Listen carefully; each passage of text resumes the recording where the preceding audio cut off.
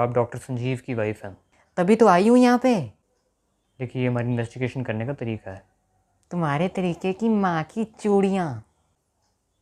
देखिए, सबसे पहले तो आप थोड़ी तमीज़ से बात करेंगी और मैं बात घुमा के नहीं पूछूंगा, सीधे पॉइंट पे आते हैं।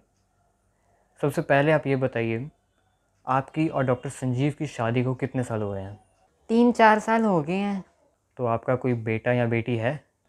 नहीं। आपने कुछ हफ्ते पहले डॉक्टर संजीव को कुछ ऐसी गोलियां दी थी जिसको खाने के बाद वो बहुत अजीब अजीब हरकतें करने लगे थे। उन गोलियों में ऐसा क्या था और वो कहाँ से आई थी? वो गोलियाँ नहीं थी, कैप्सूल था और केमिकल लैब से मंगवाया था। तो क्यों ली, किससे ली, इसके बारे में थोड़ा स्टार्टिंग से बताइए ज़रा। बहुत लंबी कहानी है। हम बहुत वेले और हमारे पास बहुत टाइम है, बताइए। स्कूल टाइम में संजीव हमारी क्लास का सबसे इंटेलिजेंट और शरीफ बच्चा था। एक और बच्चा था हमारी क्लास में जिसको मैं बहुत पसंद करती थी। पीयूष था उसका नाम। पीयूष और मैं साथ में बहुत बार स्कूल बंक करके मूवीज़ देखने गए हैं। बहुत मज़े करते थे हम दोनों। फिर स्कूल ख़त्म होने के बाद जब मेरी शादी की बात हुई तो मेरे घर वालों ने ज़बरदस्ती मेरी शादी संजीव से करवा दी। मैंने बहुत बार अपने घर वालों को समझाने की कोशिश की कि मैं पीयूष से शादी करना चाहती हूँ, पर उन्होंने मेरी बात नहीं मानी। फिर पीयूष से मैंने डिसाइड किया कि अब हम एक दूसरे से नहीं मिलेंगे। फिर मुझे 4 साल बाद पीयूष का फ़ोन आया। पहले तो मैं बहुत खुश हो गई और हैरान भी हो गई कि पीयूष का फ़ोन मुझे कैसे आया, उसे मेरा नंबर कैसे मिला। फिर उसने मुझे बताया कि हम दोनों को एक होना ही होगा और उसके लिए हमें जो कुछ भी करना होगा हम करेंगे। फिर मैंने पीयूष का साथ देना शुरू कर दिया।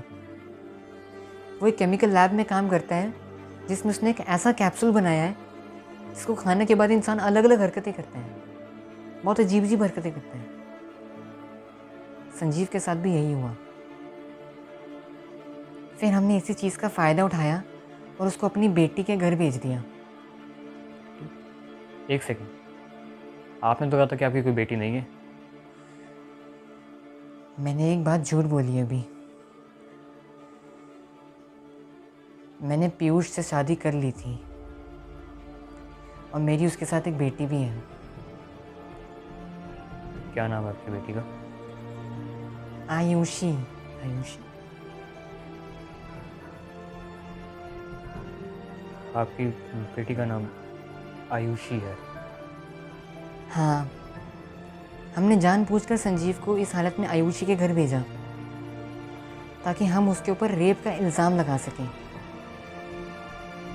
इससे वो जेल चला जाता, हमारा रास्ता साफ हो जाता और पीयूष शर्मा हमेशा के लिए एक साथ हो जाते हैं।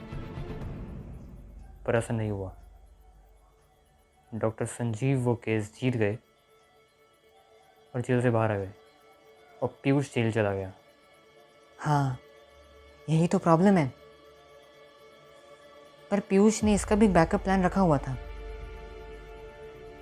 उस कैप्सूल से 2 असर हो सकते थे। अगर एक कैप्सूल खिलाया जाएगा तो इंसान थोड़ी देर के लिए बस अजीब हरकतें करेगा, पर अगर उसको भारी डोज दिया जाए तो आदमी की जान भी जा सकती है। और आपने उनको पूरा पत्ता खिला दिया कैप्सूल का, राइट? हाँ। डॉक्टर संजीव 3-4 दिनों से गायब है। हाँ, गायब है। शायद कुछ ज़्यादा ही गायब है। फ़ोन आ रहा है। हेलो भाई, वो डॉक्टर संजीव। क्या हुआ डॉक्टर संजीव को?